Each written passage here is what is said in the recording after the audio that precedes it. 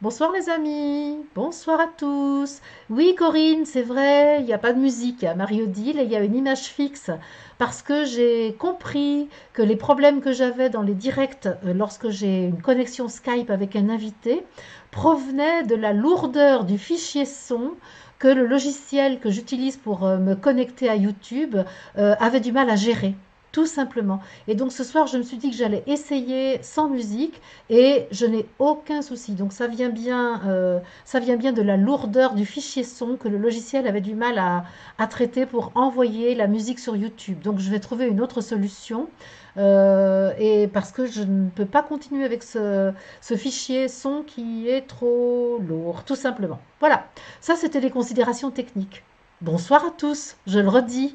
Bonsoir à tous ceux qui viennent d'arriver. Bonsoir Myriam, bonsoir David, bonsoir Chloé. Et comme vous le savez, ce soir j'ai un invité, puisque j'ai la configuration de l'invité. Et l'invité de ce soir, c'est Pascal. Pascal qui est là, normalement, et qui devrait apparaître à l'écran si la technique est d'accord. Mais oui, c'est formidable, même pas besoin de te recadrer, Pascal. Comment tu te sens?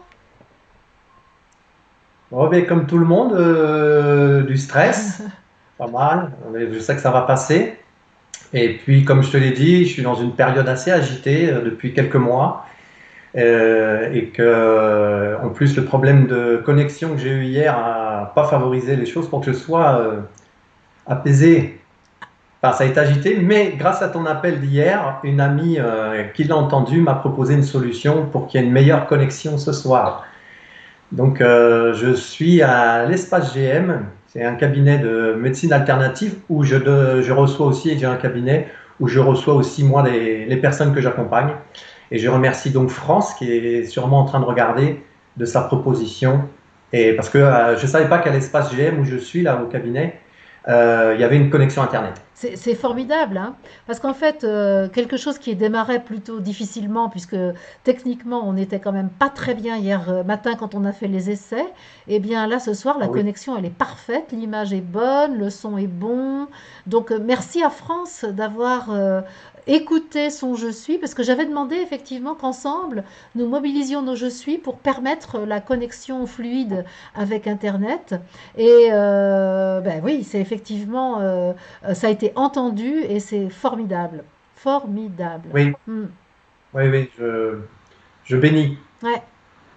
Béni et voilà aussi un peu de stress parce que comme je t'en avais témoigné, ben, c'est moi qui ai sollicité pour que je puisse Ouais. témoigner. C'est pas moi qui suis allée te chercher.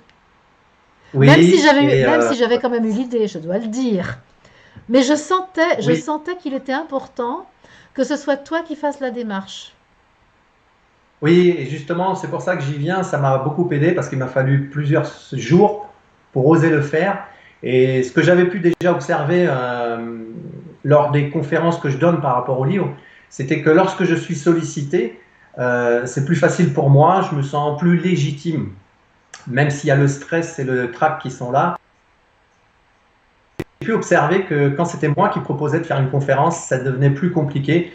Et j'avais mon censeur là qui vient me dire mais pour qui tu te C'est prends ça. tu vas encore vouloir monter ta petite trombine enfin le juge, tu vois. Et, et donc en te proposant, en osant, j'ai décidé, je a décidé de le faire et j'ai pu observer justement que mon censeur intérieur pouvait être un filtre très épais entre moi et mon je suis. Et dans cette manque de ce ressenti de manque de légitimité, Mm. en me questionnant, ça m'a forcément renvoyé à mon histoire personnelle et puis bien sûr à à mon arrivée sur la terre qui, qui, comme tu le sais, n'a pas été des plus Disons chaleureuses. que tu t'es choisi des conditions d'incarnation un petit peu rugueuses, pour, pour employer un mot un peu Ouais, soft. Bah, je vais dire quelques mots de toi. Donc actuellement, tu habites à Tarbes. Effectivement, tu as une activité d'accompagnement d'accompagnement de personnes qui veulent travailler sur leurs émotions. Et puis, tu es l'auteur d'un livre paru donc en 2016 qui s'appelle Fils de banlieue, de la haine à l'amour, et donc où tu témoignes de ton parcours, c'est-à-dire de ta vie qui commence dans une cité de la région parisienne et qui, ma foi, qui t'emmène là où tu es aujourd'hui. Et si tu veux bien, Pascal, on peut parler de ça justement, de ces conditions dans lesquelles tu es arrivé sur la Terre, de ces conditions de vie que tu t'es données pour devenir Pascal que tu es aujourd'hui. Comment ça commence alors? Raconte-moi Oui. un peu. Ah, comment ça commence? Eh bien, j'ai un peu réfléchi justement, ça m'a permis sur ce manque de légitimité d'aller chercher euh, justement en moi la profondeur de cela et ça a commencé donc de l'histoire, comme dans mon livre, je me suis dit, je reprends l'histoire du début de mon arrivée sur Terre. Ça passe par ma mère qui m'a accueilli en son sein et donc elle m'a dit que déjà donc c'était en 65, c'était une amourette avec mon père, une amourette de balle, donc pas franchement désirée déjà, même si mon âme les a choisis, maintenant que je le sais grâce à tes enseignements et tes cercles que j'ai fait, que tout était bien orchestré. Donc il y a quand même ça. Donc ma mère m'a dit elle souhaitait me garder, mais en fait elle voulait pas rester avec mon père. Donc ça c'était le début. Déjà, j'ai dû ressentir ça quand même. Et Eh ben, j'irais après, même le choisir. Non seulement pardon, non seulement le ressentir, mais le choisir explicitement. Hmm. voilà. Ouais. Et donc après, ce qui s'est passé là, ma mère n'étant pas heureuse, donc je suis né en 66, et ma mère n'étant pas heureuse, je pense, tout ça, c'est ce que j'ai analysé, perdue dans son histoire de vie, elle avait 18 ans et demi, à peine 19 ans quand elle m'a eu. Ma mère a été violente avec moi, physiquement, psychologiquement et psychologiquement. Donc là, ça a été très difficile. Ça a été jusqu'à ce qu'elle me piétine par terre, par exemple. C'est une des images les plus difficiles qu'il a fallu que je surmonte. Que ma mère me piétine par terre, c'est quelque chose qu'il a fallu que je dépasse. Et ça a été extrêmement violent quand la personne qui vous a remis au monde vous piétine, quoi, te Hmm. piétine.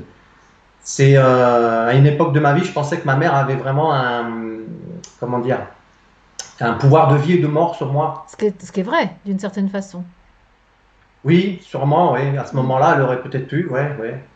Et donc après, ce qui s'est passé encore là de la violence, c'est que mariage pas heureux, ma mère pas heureuse. Mes parents, à l'âge de 10 ans, se sont séparés. Enfin, ma mère a entamé une procédure de divorce. Il y a eu un autre, mais il y a Et eu un autre enfant, hein, puisque tu as un frère, je crois, hein. oui, j'ai eu un frère qui est 6 ans plus jeune que moi. Malgré le non-désir du mariage de ta mère, il y a quand même eu un autre enfant. Il y a eu 10 ans de vie commune malgré tout. Oui, oui, mais mon père était très très rarement à la maison, très peu D'accord. présent. Quelque chose avec lui, j'ai plutôt vécu l'abandon, on va dire, sentiment d'abandon, très peu présent. Donc ça a été difficile, ça aussi. Mon père n'était pas du tout au courant, j'en ai parlé, maintenant que j'ai écrit le livre, j'ai réussi à rentrer un peu en communication avec lui, j'en ai parlé, mon père était absolument pas au courant que ma mère, parce que elle était violente avec moi uniquement quand on était que tous les deux. Et en dehors, elle montrait une image d'une mère Mhm, idéale, peut-être. mhm, mhm. J'imagine, j'ai jamais été. Et donc, à l'âge de 10 ans, mes parents divorcent et là aussi, ça s'est passé de manière extrêmement violente. Ils se disputaient et il y avait beaucoup de violence avant qu'ils se séparent vraiment de la maison. Et un soir, je ne sais pas pourquoi, d'habitude, je ne me levais pas de ma chambre et quand j'entendais les cris. Et ce soir-là, je sais pas pourquoi, je me suis levé. Enfin, les cris se sont arrêtés d'un coup. Et je me suis levé et j'ai été dans le salon où, comme je dis, c'était leur ring habituel. Il n'y avait personne, mais j'entendais du bruit. En fait, là, après le salon, il y avait la chambre de mes parents. Donc je traverse le salon et là, quand j'arrive à l'entrée de la chambre, en fait, ma mère est à genoux devant mon père et mon père est en train de l'étrangler. Et Et là, toujours en réaction, je demande à mon père de ce que je me souviens, parce que c'est assez flou. J'ai même cru pendant longtemps, quand j'ai écrit le livre et que ça m'est revenu, parce que j'avais occulté, j'ai même cru pendant longtemps que j'avais rêvé que c'était un rêve. Mais en fait, mon père me l'a fini par le confirmer par personne Mm. interposée, que j'avais pas rêvé. Parce que tellement j'ai du mal à y croire. Donc ça m'a aidé aussi à aligner les choses. Et donc ça a été extrêmement violent. C'est encore des choses qui sont ressurgies avec le temps, ce que j'avais occulté. Et donc Et donc la tu violence, avais moins de 10 ans par conséquent, hein, tu étais un jeune j'avais enfant. 10 ans, 76. Mm. 76, c'est à l'époque des divorces de mes C'est parents. ça. Et donc après ma mère là est partie et nous sommes restés avec mon père. Et mon père était beaucoup plus laxiste que ma mère, puisque jusque-là, j'avais pas le droit de sortir. Et donc j'ai commencé à sortir en bas. Donc, rappelle-nous ça, ça se passe en région parisienne, dans le fameux Et dans une 9-3, là, dans le 93, hein, donc c'est dans une cité bon, dont on parle aujourd'hui beaucoup, mais donc à l'époque, déjà, ça commençait à être un peu, comment dire, une ambiance un peu, comment dire, comment tu qualifierais l'ambiance de la cité dans laquelle tu vivais, l'atmosphère générale?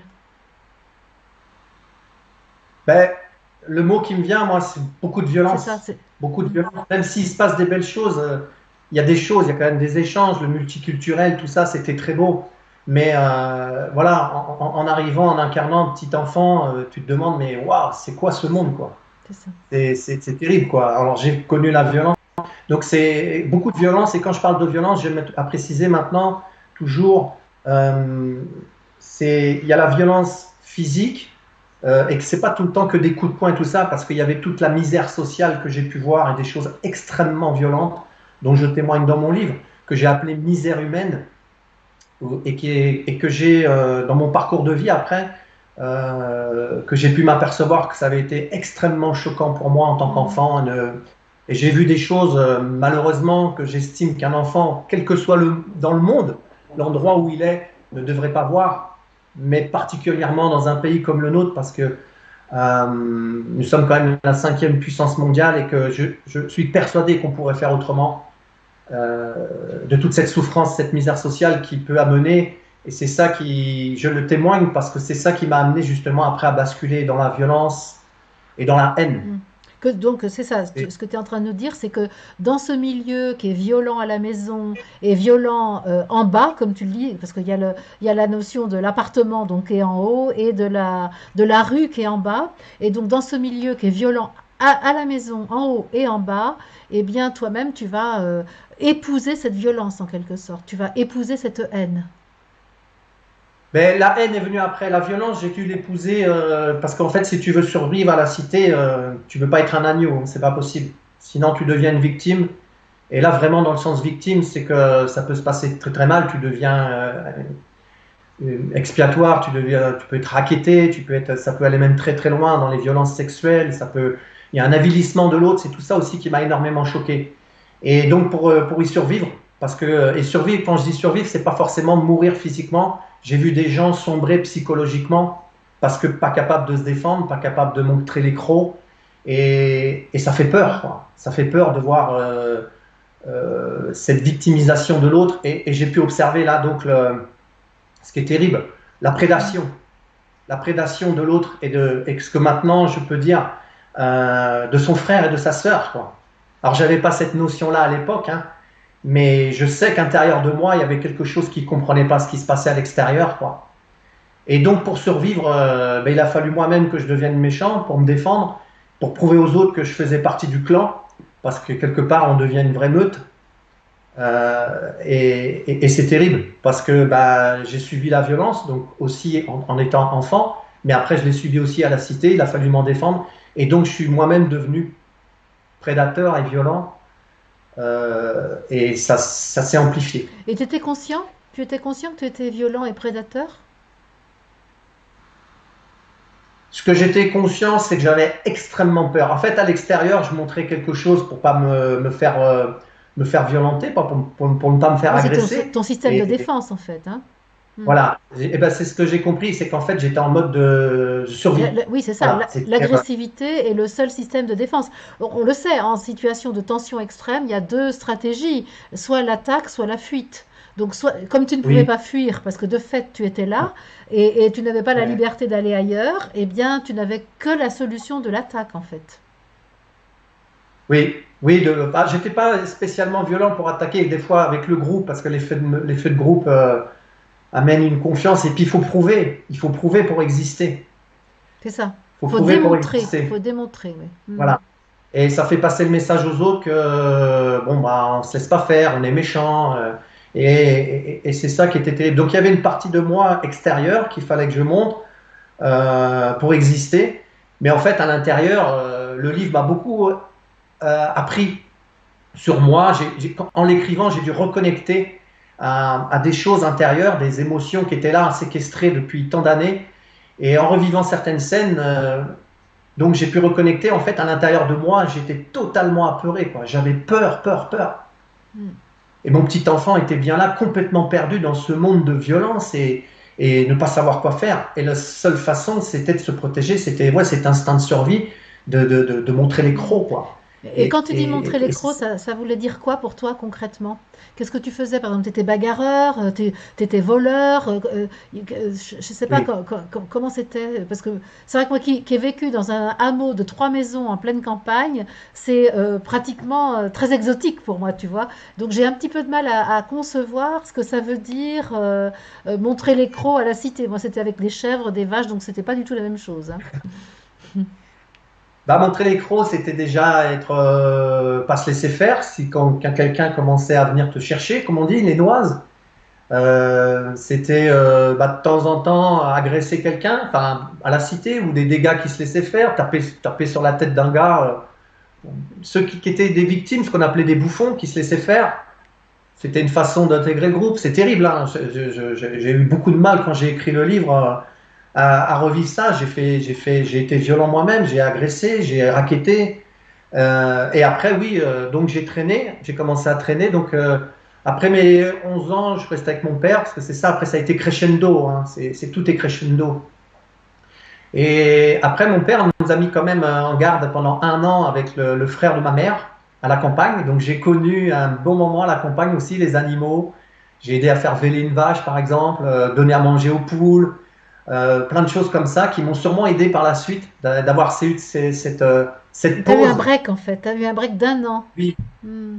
oui, un an et j'ai contacté la vie, là, la vie. Bah oui, t'es Et passé du l'amour, béton à la terre, là. T'es passé de la cité à la oui, ferme. ouais, pendant un an, ouais, pendant un an. Après, je suis revenu parce que l'affaire, mon père et le frère de ma mère avaient commencé une affaire, mais ça n'a pas marché. Donc, je suis revenu vivre avec mon père. Et donc, j'avais à peu près là 13 ans. Et donc là, j'ai descendu en bas, ce que j'appelle le monde d'en bas, c'est-à-dire en bas de la tour. J'habitais dans une tour de 18 étages, il y en avait d'autres. Et là que j'ai commencé à glisser tout doucement dans la délinquance, parce que bah, là aussi, c'est une façon de faire ses preuves, c'est une façon d'exister. Parce qu'à la cité, tu n'existes pas parce que tu ramènes un 18 ou un 20 en anglais, en maths ou en français. J'imagine, ouais, que Et c'est pas ça. c'est pas ça qui t'aide, Ça, c'est pas ça c'est qui pas le t'aide bon à signe de vivre. reconnaissance, ça. Hmm. Non, au Ouais, contraire ouais, c'est même, ça. au Tu contraire. passes pour un C'est faillot. ceux qui Hmm. travaillent. Tu passes pour un Pardon? faillot, Oui, pour un bouffon, on un appelle ça bouffon, les c'est bouffons. ça. Hmm. Et ceux qui travaillaient pas, par exemple, voilà, c'était devenaient très rapidement des victimes, ouais, parce que bah, je pense que l'amarnésie, c'était une façon de résister au système. Hmm. On se sentait rejeté par le système, vraiment, vraiment. La discrimination sociale, la violence sociale aussi d'être rejeté, discriminé, d'être sentir. Parce que on n'était pas fous non plus, hein. On voyait bien la dissonance qu'il y avait entre le lieu où on vivait, la misère sociale dans laquelle on baignait, toute cette violence sociale et l'extérieur, parce que moi j'appelais l'extérieur à la cité. Et ça, on en Mais était c'était quoi conscient que l'extérieur, par exemple, toi? Vous alliez à Paris, vous alliez dans d'autres villes que la cité que la ville de banlieue dans laquelle tu habitais? oui, bah déjà pour commettre nos larcins, on sortait de la cité. Parce que tous ceux qui étaient extérieurs à la cité, pour nous, forcément, c'était des gens qui avaient de l'argent. Et à ce moment-là, ça devenait, je sais que c'est terrible à dire, mais quelque part des Hmm. proies. Je parle comme je traduis ce que j'ai Oui, compris en analysant tout ça. Et, et, Oui, et mais là, donc, il y avait, oui, il fallait. Pascal, il y avait en fait quelque chose un petit peu de l'homme animal, de ce que moi j'appelle l'homme animal dans l'histoire, c'est-à-dire complètement régi par les instincts, et donc l'ennemi est à l'extérieur, et donc on passe toute son énergie à se défendre de l'ennemi, en fait, hein. C'est ça, c'est ça. Il y avait, comme je dis, il y avait nous et C'est les ça, autres. c'est ça, Et si tu faisais pas partie du clan, ben, quelque part, tu n'existes c'est ça. pas. Hmm. Et c'est terrible, c'est terrible. Hmm. C'est terrible, je trouve. Et, et donc après, bah oui, après on allait sur Paris aussi, ça c'était notre sortie, notre grande sortie. Et donc les larcins, donc moi j'étais pas un caïd, hein, j'étais pas un caïd, j'essayais juste de survivre. Et donc j'ai côtoyé des gars qui étaient extrêmement violents, comme je dis, qui étaient de la nitroglycérine, un mot pouvait les faire dégoupiller et devenir extrêmement violents. Hmm. Et ces gars-là, moi, j'avais même peur d'eux. Il fallait pas que je leur montre, mais intérieurement, j'avais terriblement peur d'eux parce que c'était vraiment des gars extrêmement violents. Et dernièrement, j'ai reconnecté encore quelque chose que j'avais enfoui parce que maintenant, grâce à tes enseignements, tout ça, j'ai appris à reconnecter, à redonner vie à mes cellules, des choses qui ont été verrouillées. Et depuis quelques années, il y a beaucoup de choses qui me sont revenues à la surface, certaines violences que j'avais totalement occultées et dans des formes d'amnésie traumatique.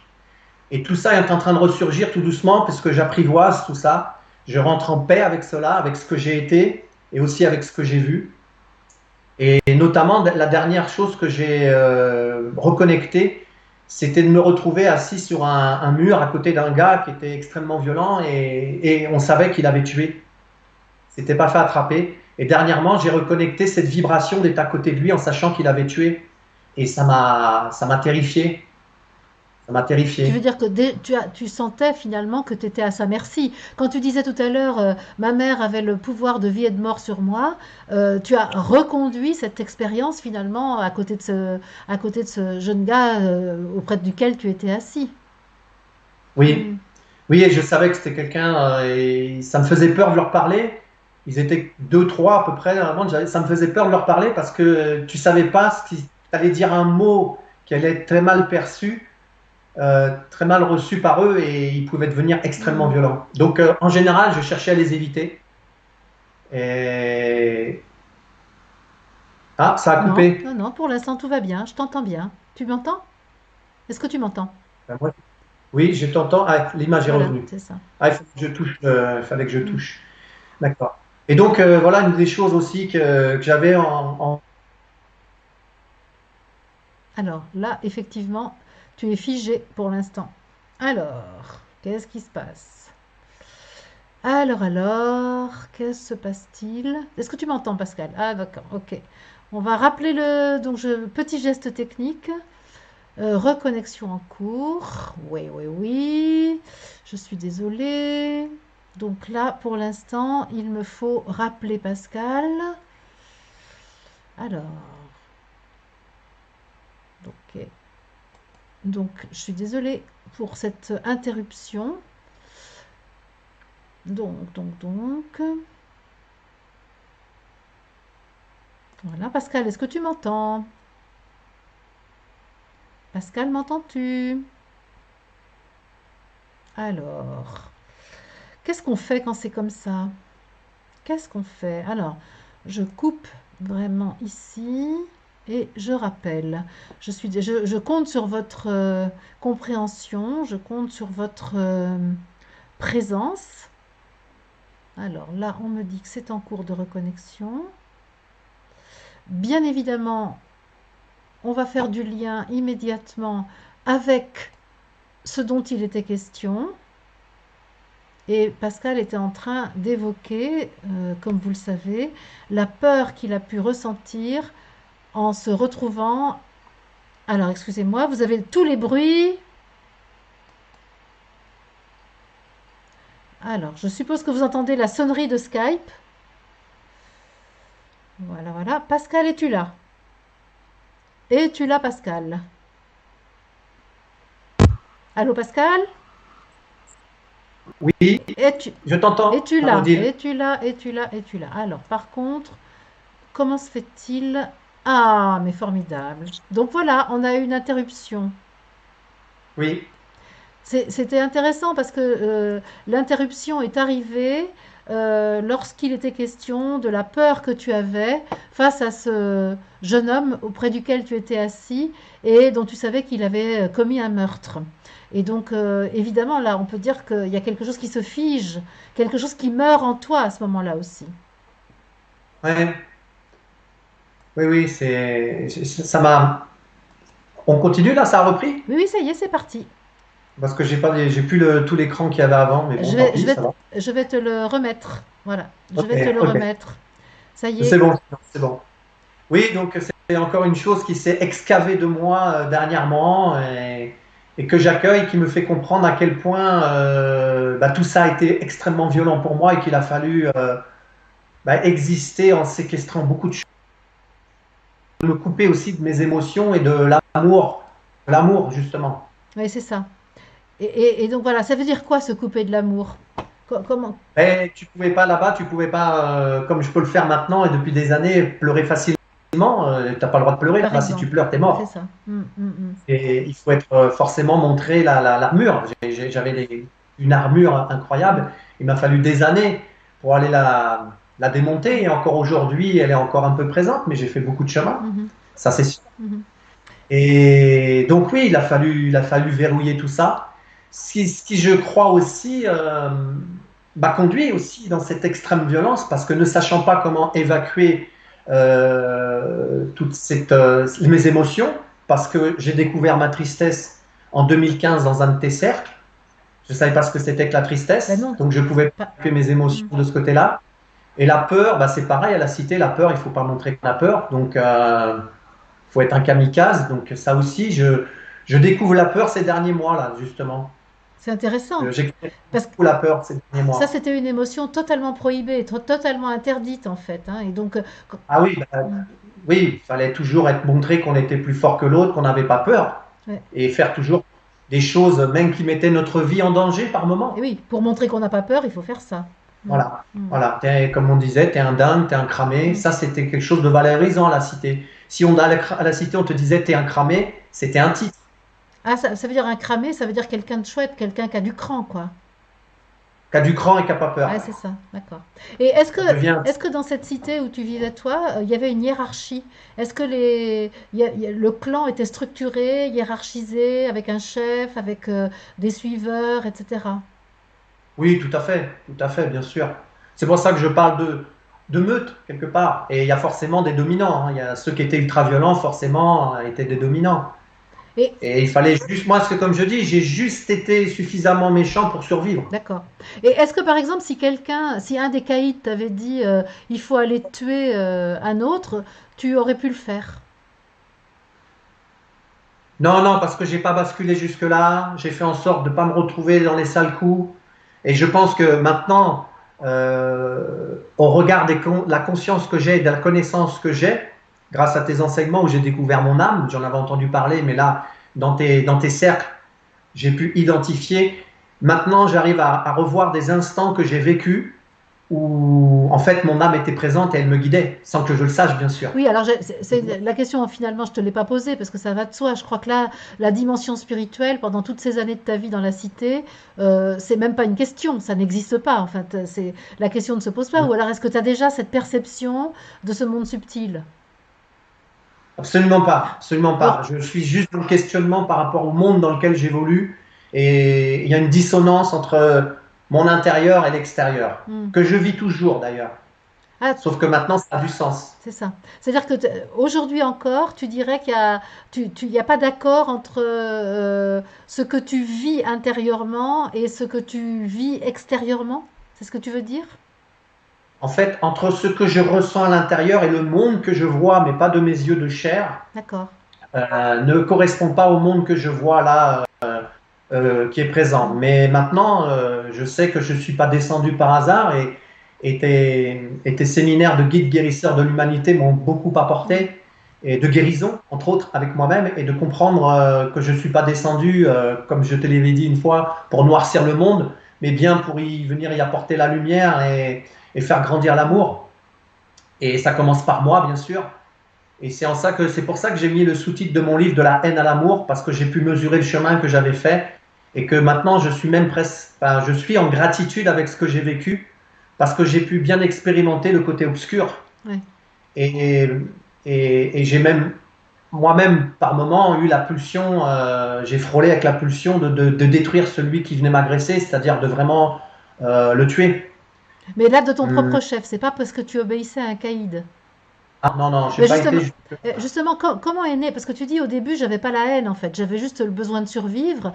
Et tu dis qu'à un moment, tu connais la haine. Comment tu bascules vers la haine? Qu'est-ce qui se passe quel est l'événement qui provoque cette furie, cette haine à l'intérieur de toi?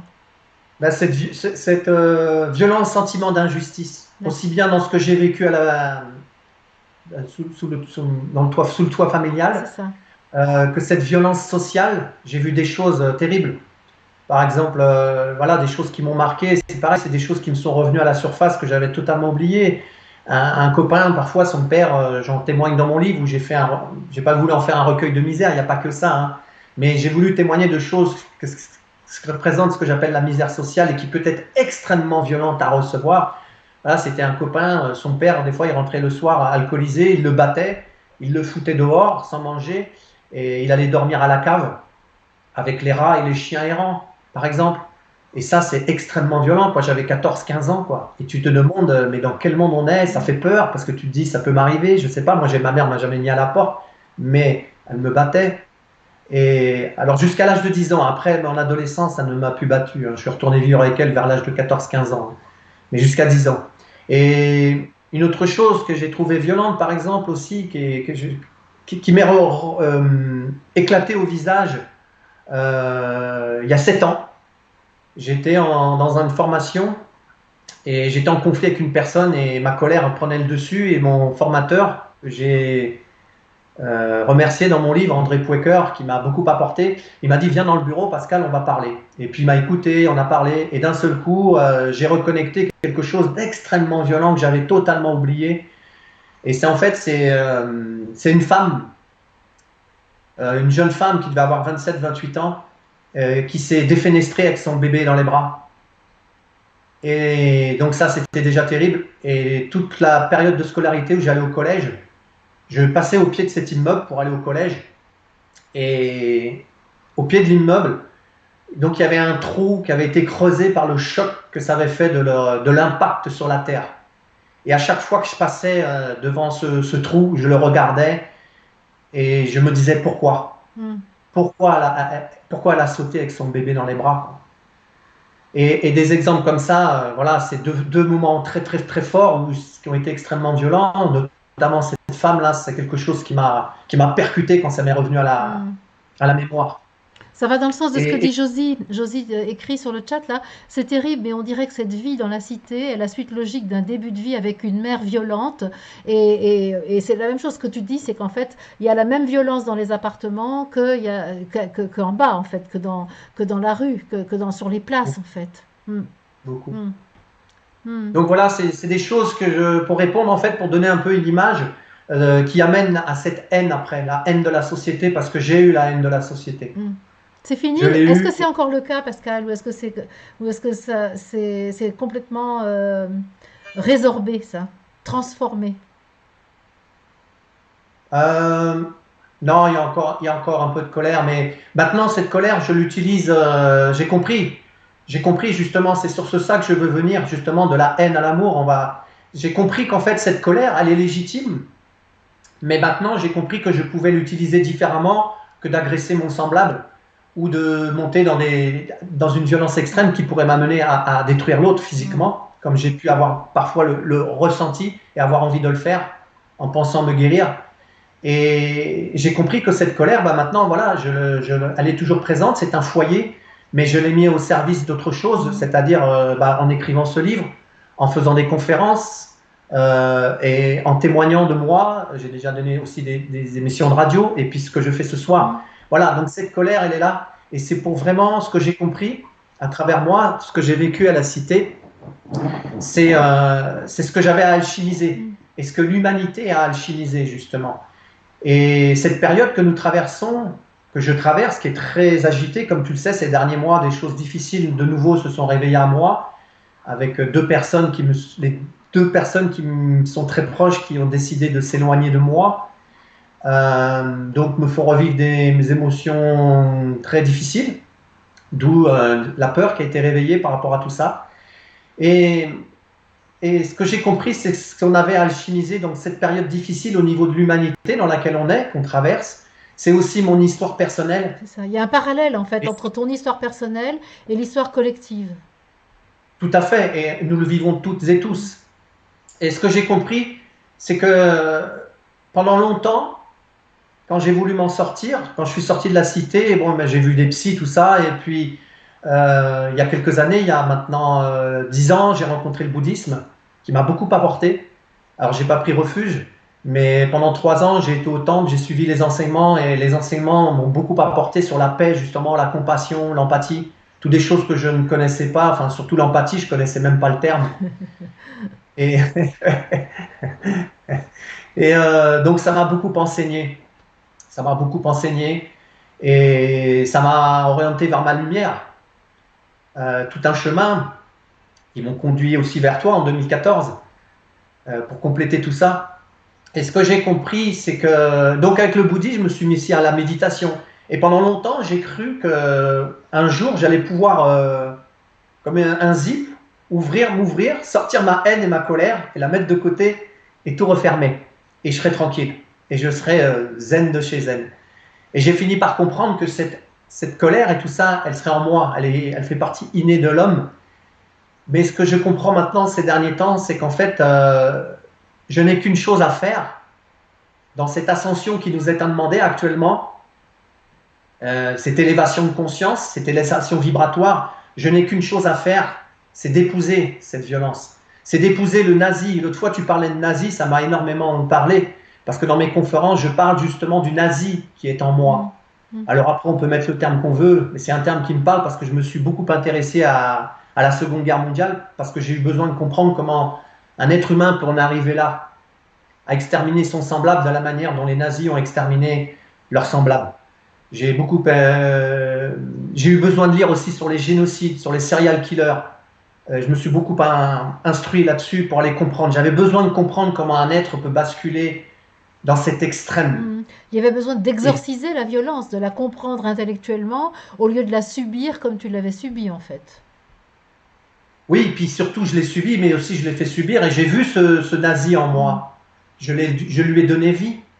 Alors, pas bien sûr au point d'un nazi, restons dans une modération, mais j'ai pu Oui, voir mais dans la que, structure, dans le comportement au niveau de la structure, c'était ça. C'est-à-dire que ça c'est pas allé au passage à l'acte tel que les nazis l'ont fait, mais c'était la même chose au niveau de la vibration en quelque sorte. C'est ce que tu veux voilà, dire. c'est le côté obscur à quel je donnais vie. Mm. Et je savais qu'il a été présent. Et des fois, il revenait à la porte, et des fois, il revient, il toque à la porte. Mais voilà, maintenant, je sais qui est le maître, Voilà. et je suis le.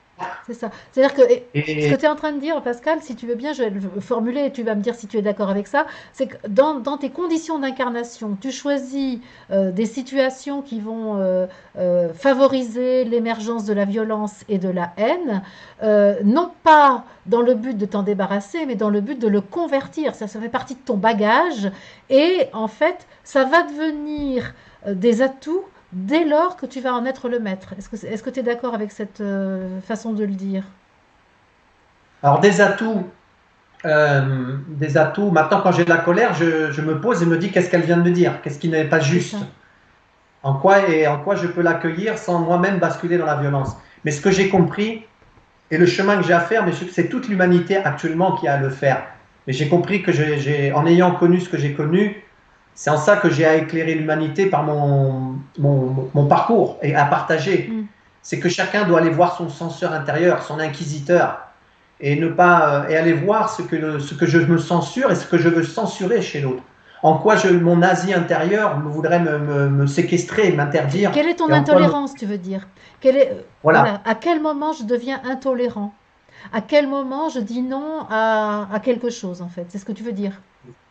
c'est ça. Et à quel moment je pourrais justement dans cet extrême Eh oui, basculer à vouloir éliminer celui que je ne tolère c'est pas ça, parce qu'il me dérange. c'est ça.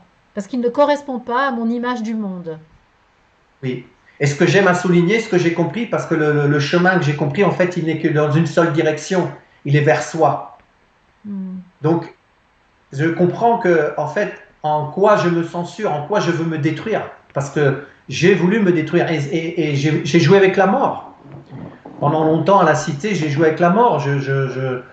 Comme je dis, je l'ai pas à la cité, je l'ai pas spécialement frôlé. Il m'est arrivé, je le sais, de lui avoir tenu la main pendant une fraction de seconde, mais c'était jouissif en fait à cette époque-là, parce que jouer avec la mort, c'était une façon d'avoir le sentiment Oui, c'est d'exister. ça, ça renforçait la sensation de vivre.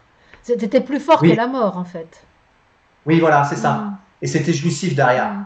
Et est-ce que tu peux nous dire comment, progressivement, tu es sorti de la cité?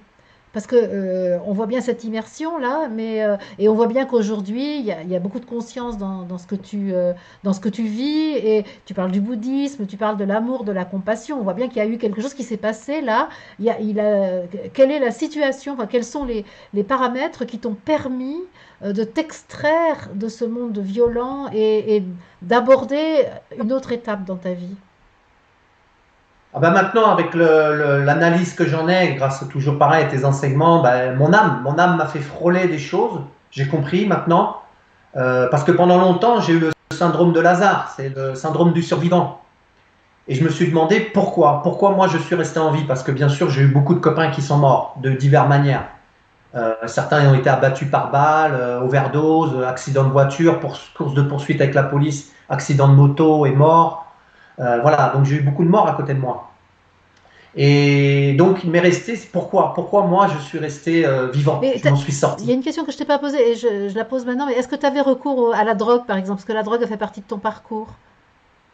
Oui, oui, bien sûr. Le hashish, j'ai pas pris les drogues Bah, dures. c'est ça. Hashish. En fait, ça veut dire que là, ton âme t'a préservé d'aller vers une destruction de l'être plus grande, en fait. D'accord. Hmm. Mais oui, j'ai bien conscience maintenant qu'elle m'a fait toucher, frôler des choses pour recevoir les enseignements qui seraient suffisants pour pas me détruire, c'est-à-dire me détruire psychologiquement, commettre des actes qui ne seraient plus, auxquels il serait extrêmement difficile de revenir à la surface, c'est-à-dire par exemple de tuer quelqu'un. Je pense que ça doit être extrêmement difficile de revenir à la surface après avoir ôté la vie de quelqu'un. Euh, et donc j'ai compris qu'elle m'avait fait frôler des choses, ressentir dans mes cellules pour comprendre. Et maintenant, c'est voilà, j'en tire tous les fruits Hmm. aujourd'hui et je continue d'en tirer les Hmm. fruits. Donc, ce qui m'a permis d'en sortir, ben, mon âme, après les bonnes rencontres.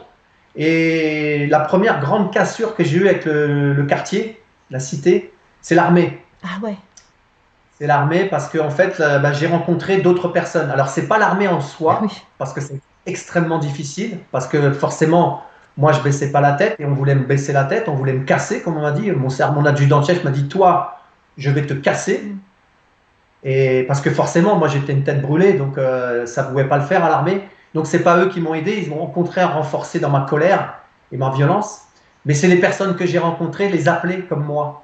Donc j'ai fait l'armée en 84, 85 et les appeler. Et là j'ai rencontré un panel de personnes que j'aurais jamais pu rencontrer à la cité. Et j'ai pu rencontrer mon semblable dans toute sa différence. Et ça m'a touché.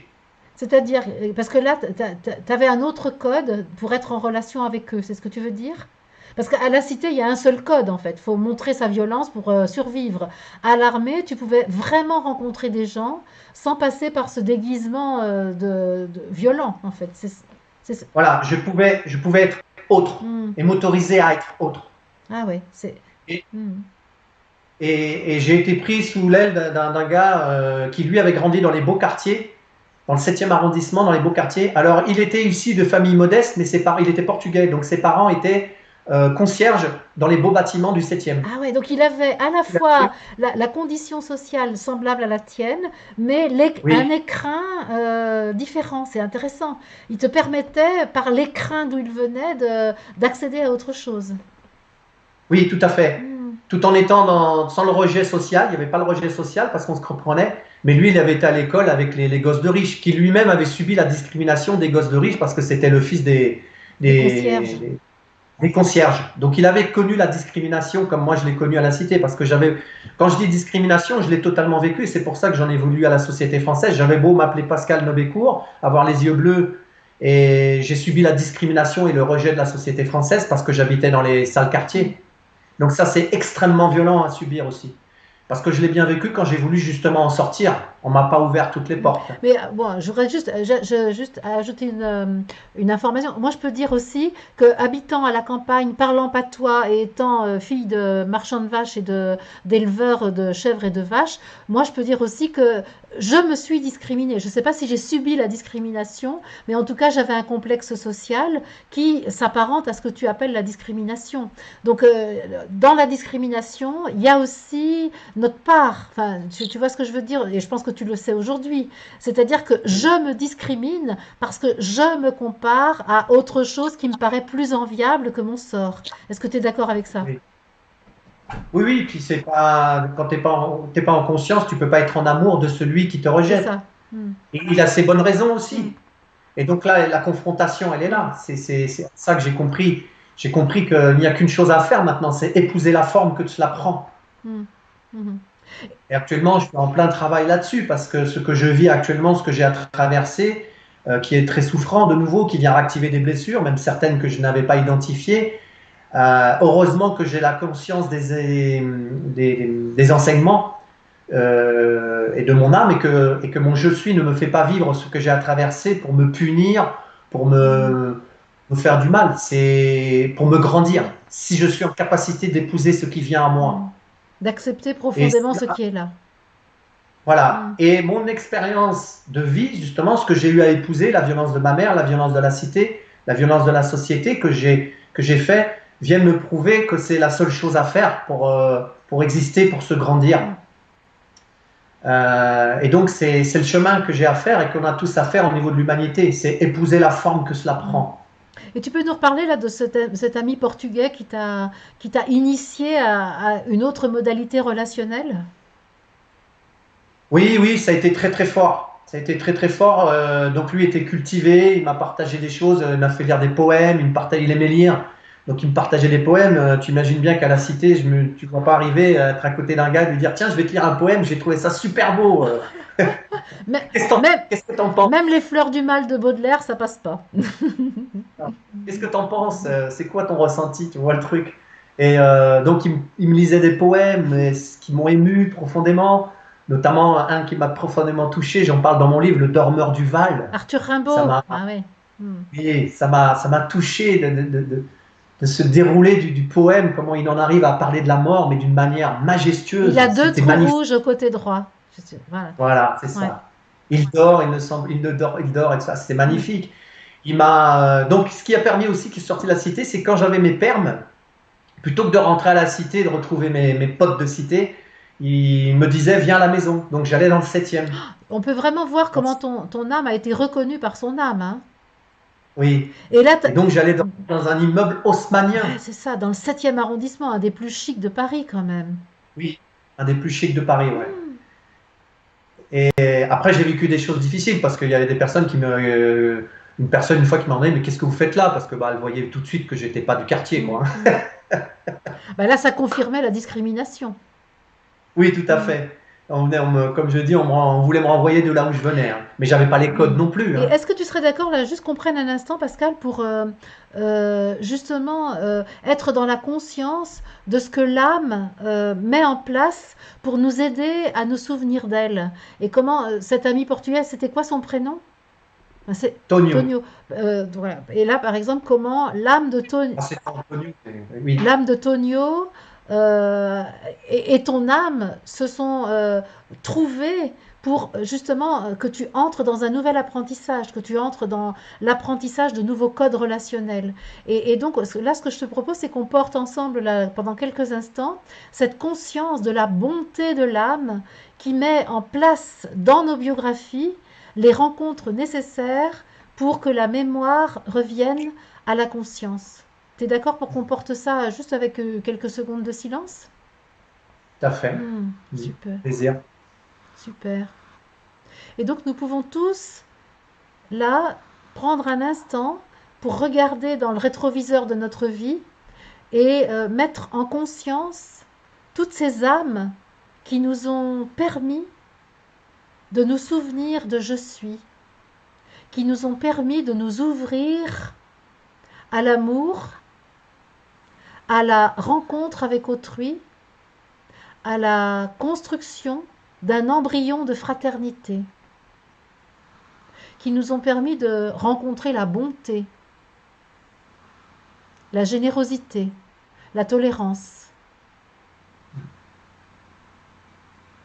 Et on peut aussi se dire que nous aussi, nous avons pu être, pour d'autres que nous avons croisés, cette âme qui a initié à la rencontre du frère, de la sœur.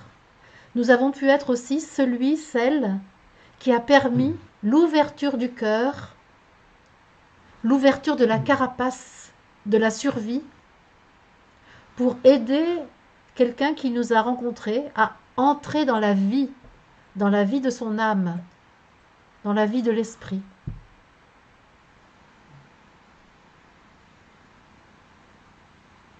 Et nous pouvons rendre grâce à notre âme d'avoir aimanté une âme qui nous a appris à aimer, et nous pouvons rendre grâce à notre âme d'avoir été celui ou celle qui a appris un autre à s'ouvrir à l'amour.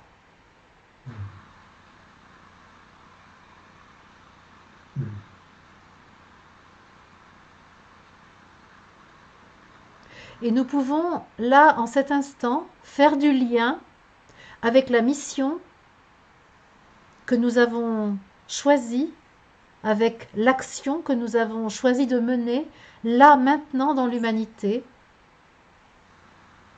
Puisque ce que nous avons fait dans notre expérience jusqu'à aujourd'hui peut être remobilisé maintenant, lorsqu'il s'agit de témoigner de nous, pour que l'amour naisse sur la terre, pour que l'amour revienne sur la terre, pour que l'amour devienne la loi qui régit les relations entre les humains. Parce que ce que nous avons déjà vécu, nous pouvons le revivre aujourd'hui, mais dans cette conscience que cela correspond à notre mission, à notre engagement spirituel.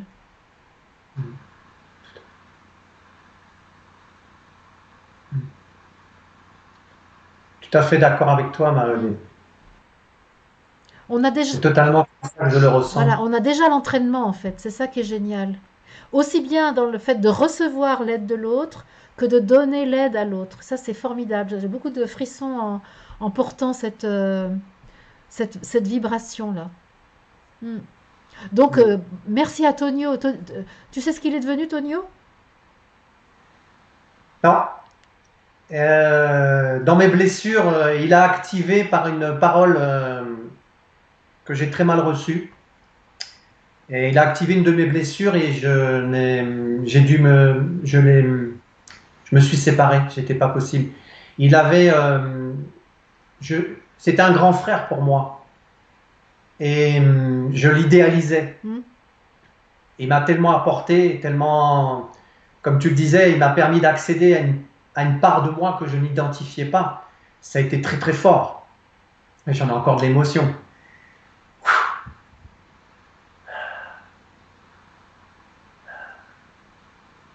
Ouais, vas-y, vis ton émotion, Pascal, c'est ok.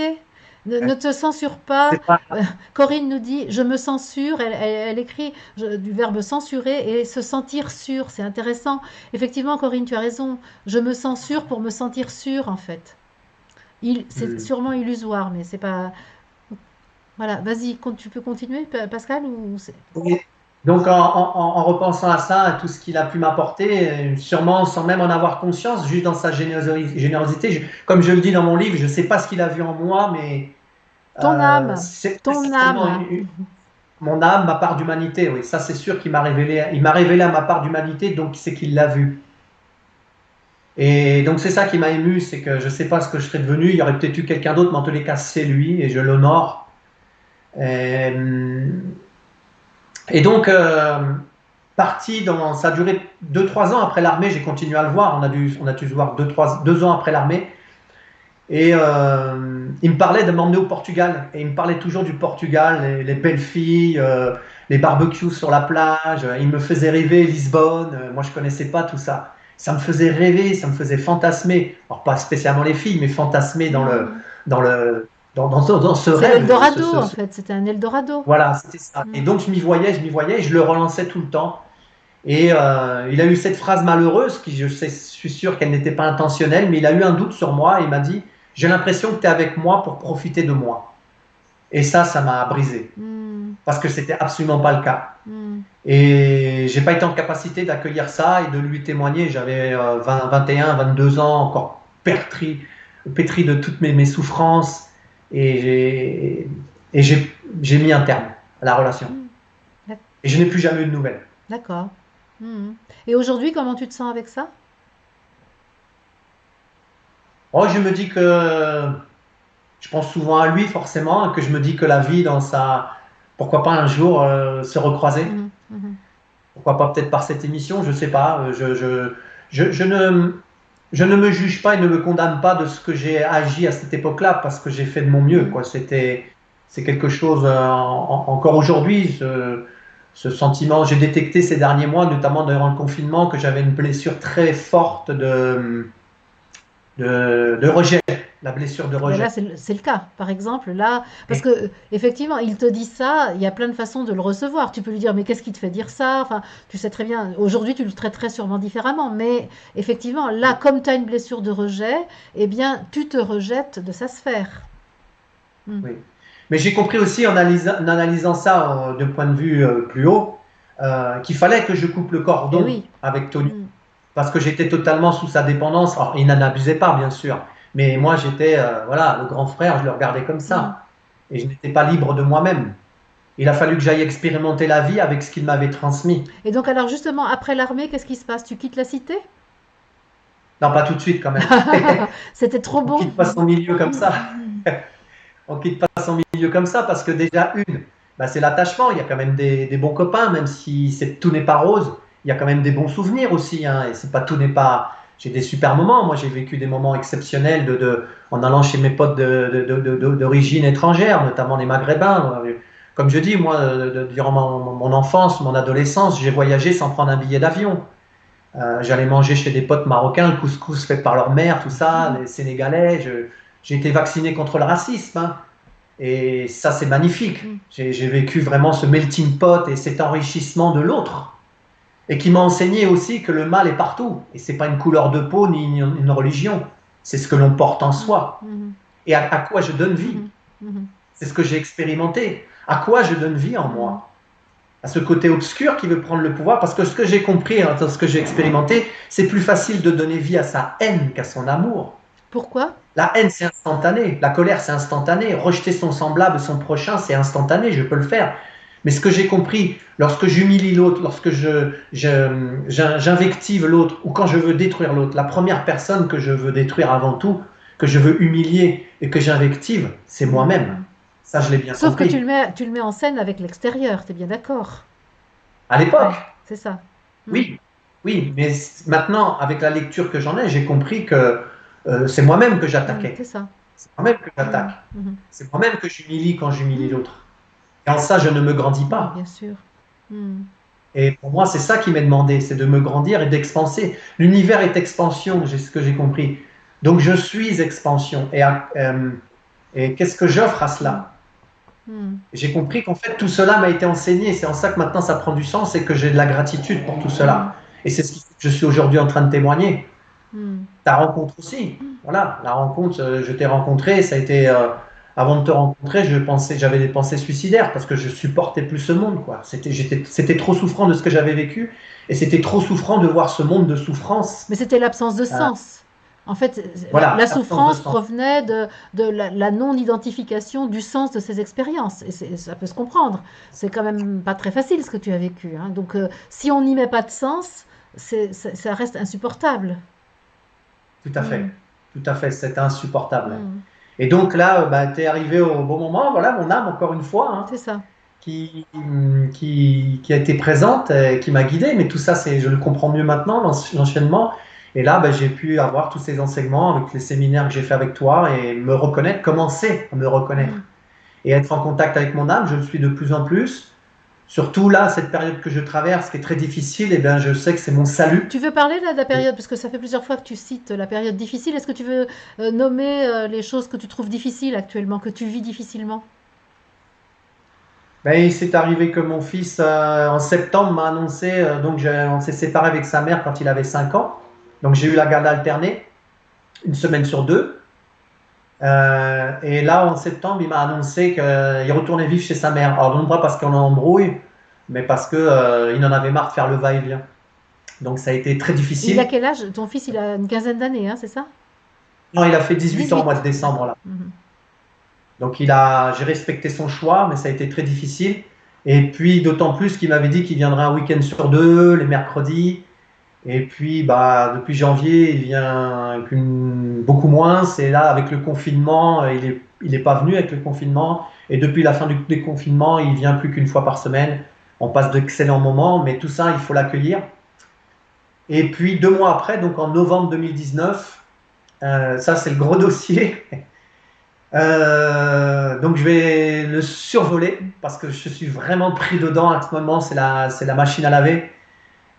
Sandra, que certains connaissent, puisqu'elle a fait des cercles en même temps avec moi et avec certaines personnes qui sont présentes, que je salue d'ailleurs, euh, que je connais, et m'a annoncé qu'elle mettait un terme à notre relation. Donc c'était ta compagne, Et vous là, viviez séparément, mais vous aviez une relation de couple déjà depuis plusieurs années, hein. 11 ans, Mm. 11 ans, ouais. Et c'est encore très difficile pour moi. Mm. C'est pas encore tout dépassé. Donc voilà, cette période-là est très difficile parce que moi, ça fait donc plus de 6 mois que Sandra m'a annoncé ça et il y a encore 3 semaines, j'avais l'espoir qu'on puisse relancer, redonner de l'élan à notre couple. Ce qui n'est pas Sandra n'était pas du tout sur cette vibration-là. Mhm, mhm, Donc c'est très très enseignant pour moi, même si c'est par moments très très difficile. mhm. Mais connaissant les enseignements, j'accueille. J'accueille. Et ce que ça a révélé en moi, c'est beaucoup de peur. Beaucoup de peur. C'est-à-dire, C'est que- ce qui m'a surpris. qu'est-ce que tu vois comme danger? Parce que si tu parles de peur, c'est que tu ressens qu'il pourrait y avoir un danger pour toi? Oui, ce qui est surprenant, c'est que c'est pas un danger physique, c'est pas un danger factuel, c'est vraiment un danger, bah, comme je dis, c'est pas avec mes gros biscottos, je peux me protéger. Je ne peux que l'affronter en l'accueillant et là aussi en l'épousant. Mm. Parce que bien sûr, j'ai eu mes gros biscottos qui m'ont protégé de l'extérieur pendant longtemps et j'ai compris que c'était mon Oui, armure pour faire peur le sport fait et partie de pour ta vie, m'assurer de oui. pouvoir. Mm. Le Oui, sport, la musculation, tout ça, ça fait partie de ta vie parce que ça fait partie du pactage en fait dont tu avais besoin jusqu'à maintenant pour pouvoir être dans le monde en fait. oui, oui, oui. Puis pour me protéger, me sentir protégé avec cette armure Mm, musculaire. mm, Et j'ai compris ces derniers temps que face à certaines peurs, la musculature, les gros muscles ne servent à rien. Donc c'est ce que je suis en train d'expérimenter. Donc je baisse la garde mm, et j'accueille cette peur. Cette peur, et en fait, essentiellement, ça a réveillé, bah, ça a été chercher mon petit enfant intérieur, très très profondément. Et donc, c'est à moi maintenant, j'ai compris d'aller le rassurer de cette peur d'être seul, parce que j'ai compris, grâce à Sandra, à qui j'avais une très très grande, enfin j'ai une très grande confiance, ça j'avais parce que c'est une histoire passée, enfin, il commence à être du passé pour moi, très très grande confiance et je me sentais sécure à ses mm, côtés. J'ai compris ces derniers temps qu'à ses côtés, je savais qu'elle ne me ferait pas de mal parce que j'avais totalement confiance en sa bienveillance et en son amour sincère et divin. Et donc, je savais qu'elle ne me ferait pas de mal et qu'elle ne m'agresserait mm. pas. Et j'ai compris, donc, que quand elle a décidé de mettre un terme à notre relation, c'est ça qui s'écroulait en moi. Mais sur le moment, je ne l'ai pas saisi. Je l'ai compris que depuis quelques Oui, semaines. c'est ça. Que c'est ça essentiellement que je perdais, c'était cette sécurité à ses côtés. Donc une Donc, sécurité j'ai qui compris. émanait de l'extérieur, Pascal. Oui, Et oui. donc là, il est évident que ton âme te dit, oh, oh, c'est moi qui suis chargé de ta sécurité. Non, qu'est-ce que t'en penses? Tout à fait, je suis en pleine danse. Ouais. Je connais les enseignements, Marie-Odile. je les applique du mieux que je le peux. Ouais. Mais c'est vrai, je reconnais que c'est quand même bien plus facile de chercher à l'extérieur dès que j'ai un besoin, que ce soit de sécurité, d'amour, de confiance, de nourriture. Ben, c'est bien plus facile d'aller chercher à l'extérieur que de mobiliser je suis, on est bien d'accord. Hmm. C'est ce que j'expérimente là, oui, que je vais voir ça, Hmm. cette peur-là. Donc rassurer mon petit enfant intérieur et lui dire que dorénavant, c'est moi qui. Enfin, je l'avais déjà commencé, mais là, ça se pose vraiment Hmm. fortement parce que je vois que la vie. Parce que les deux des personnes qui m'étaient les plus proches se sont éloignées de En moi. même temps, La pratiquement, maison ouais, est en même temps. en même temps, presque pratiquement. Ouais, donc ça a fait. J'ai pris le Hmm. bouillon, hein. J'ai pris le bouillon. Et en même temps, enfin, et parallèlement à ça, étrangement, ta mère, dont tu nous as dit tout à l'heure toutes les violences qu'elle t'avait fait expérimenter, ta mère vit à côté de toi, en fait, hein. Tu peux, tu peux nous dire Oui, ce qui s'est passé là, parce que c'est quand même étonnant cette affaire. ce qui s'est passé sur quel Ben, le fait point? que ta mère, par exemple, ait quitté elle aussi la cité, la région parisienne, pour venir vivre à Tarbes, c'est quand même pas la porte à côté, tout près de Oui. toi. Comment ça s'est fait ce tour-là? Bah, en fait, elle vivait à côté de mon frère, là-bas en Seine-Saint-Denis. Et mon frère est parti à 80 bornes de Paris. Et donc, elle ne se voyait pas rester toute seule là. Et elle avait le choix soit de suivre mon frère à 80 bornes de Paris, du côté de Coulommiers, ou de venir à Tarbes où elle venait de temps en temps et elle aimait bien.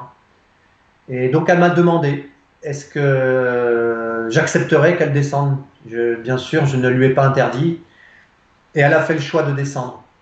Parce qu'à savoir, j'ai pas vu ma mère pendant 6 Ben ans. oui, c'est ça, Les j'imagine. 6 premières années, et pendant 6 ans, j'ai refusé de voir ma mère et dès la dès la naissance de mon fils parce que elle avait pour moi commis quelque chose que je n'ai pas accepté vis-à-vis de mon fils. Et donc là, j'ai refusé de la voir pendant 6 ans, jusqu'à la séparation d'avec la mère de mon fils.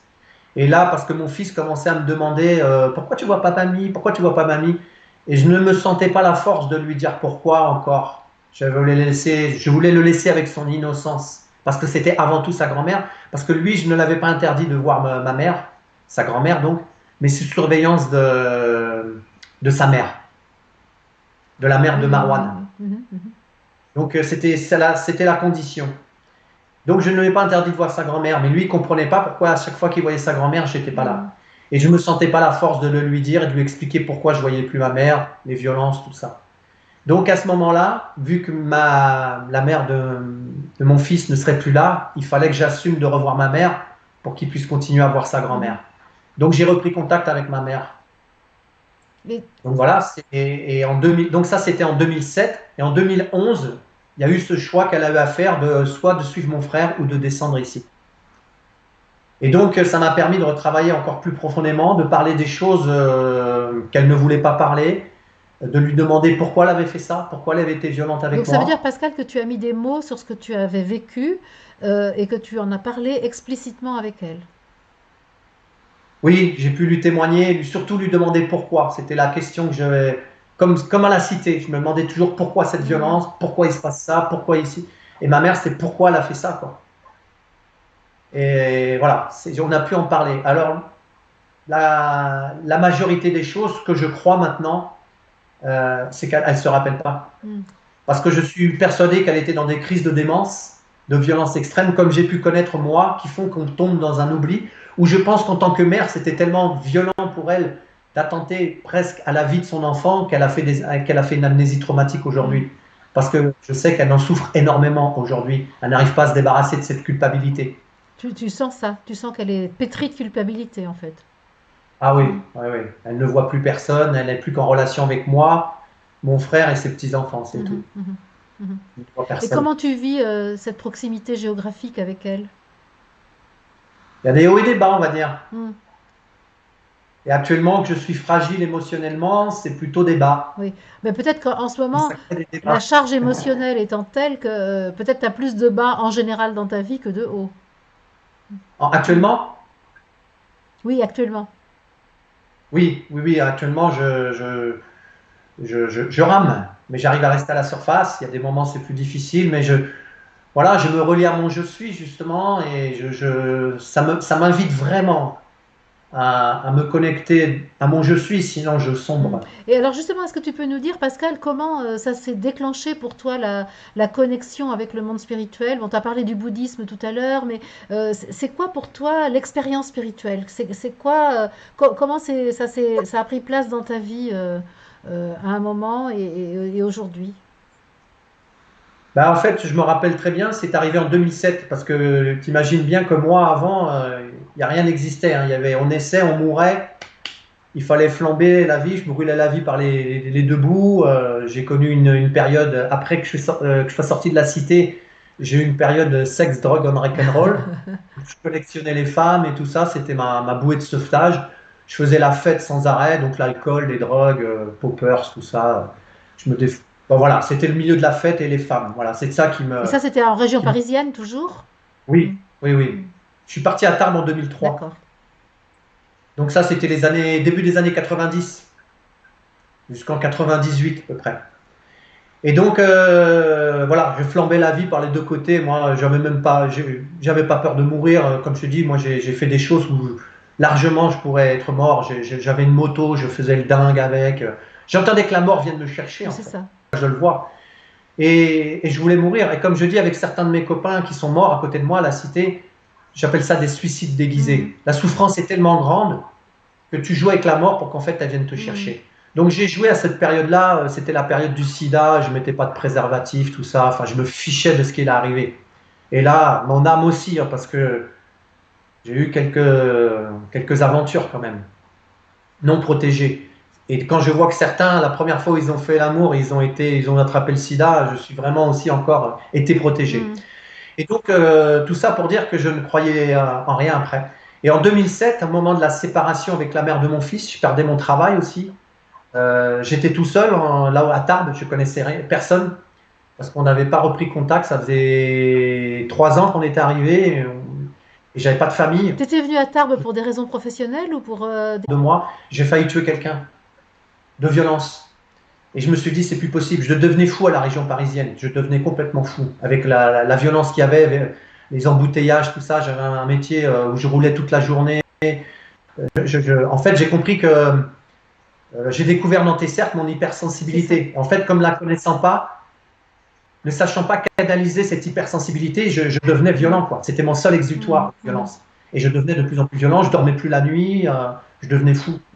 Et donc, quand j'ai agressé ce jeune-là, qui m'avait fait quelque chose qui m'a fait dégoupiller, j'ai failli le tuer. Et en fait, quand j'étais sur le point de le frapper, j'ai vu dans ses yeux la peur, mais dans ses yeux, il ne pouvait plus parler. J'ai vu, dans ses yeux, j'ai lu, s'il te plaît, enfin, s'il vous plaît, ne me tuez Mhm. pas. Mhm. Et en fait, j'étais sur le point de le frapper et ça m'a saisi. Je suis resté figé, je l'ai laissé. Et je suis rentré chez moi, j'ai appelé mon chef, je lui ai dit, je suis pas bien, je rentre à la maison. Et j'ai dit stop. Et en 2 mois, j'ai démissionné de mon travail, on a donné la démission, on est parti vivre à Tarbes parce qu'en fait, la mère de mon fils avait des attaches dans la Ah, c'est ça. région, en montagne, D'accord. et on venait régulièrement en vacances. Donc on a choisi Tarbes, voilà, et je ne regrette pas. Donc voilà pourquoi je suis parti de la région parisienne. Il y avait quand même une exaspération, je ne supportais plus. En fait, ce que j'ai compris, en fait, maintenant, les Grégor, en fait, qu'il y avait là-bas d'extrême Mhm. violence, Mhm. je n'étais plus en capacité de recevoir et de Mais c'est gérer. pas, c'est pas du tout une décision innocente parce que c'est vraiment t'extraire du milieu de naissance en fait, hein. C'est vraiment là, on peut dire que cette décision de quitter la région parisienne, c'est vraiment une décision de vivre en quelque sorte. C'est une décision de quitter le milieu pollué au niveau vibratoire dans Vibratoire. lequel tu t'étais incarné là. C'est pas rien quand même. Ouais, ouais. Mm. J'ai compris ça après, c'était totalement vibratoire, je ne pouvais plus, C'est ça. devenant de plus en plus sensible, j'étais submergé, Mm. submergé par toute cette Mm. violence, toute cette peur, cette tristesse qu'il y a dans les grandes villes. D'ailleurs, je ne peux plus aller dans les grandes villes, je ne peux plus y Mm. rester. Une journée, ça devient déjà énorme pour Mm. moi. Je suis obligé de partir. Mm. Donc alors, tu arrives à Tarbes et donc là, séparation. Donc en 2003, j'arrive. En 2007, en fait, à cheval, le 31 janvier et le 1er Oui. décembre, 1er janvier 2007, suite aussi à une relation très compliquée avec la mère de mon fils les 2 dernières années, donc je ne viendrai pas dessus. Je décide, là c'est moi qui décide de mettre un terme à la relation. C'est extrêmement violent pour moi parce que je pensais finir ma vie avec cette femme. et puis surtout par rapport à mon fils. Je ne voulais pas lui faire revivre ce que j'avais vécu, donc une séparation.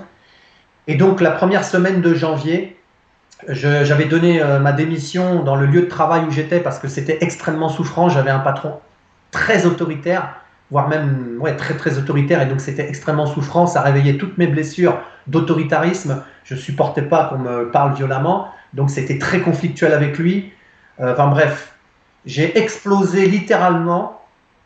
Et ce qui s'est passé sur mon lieu de travail, en fait, des esprits se sont matérialisés et m'ont parlé. C'est-à-dire, raconte-nous ça. Eh bien, ils se sont matérialisés. Il y avait le père, la mère, la grand-mère et le petit enfant à mes pieds. Et ce qui est très surprenant, moi tout ça j'en avais entendu parler, mais c'était que des conneries. Et j'ai pu rentrer en communication avec eux, j'ai pas du tout été paniqué, je me suis pas enfui, tout était naturel. Ils m'ont parlé et en fait la mère m'a demandé de faire quelque chose pour eux.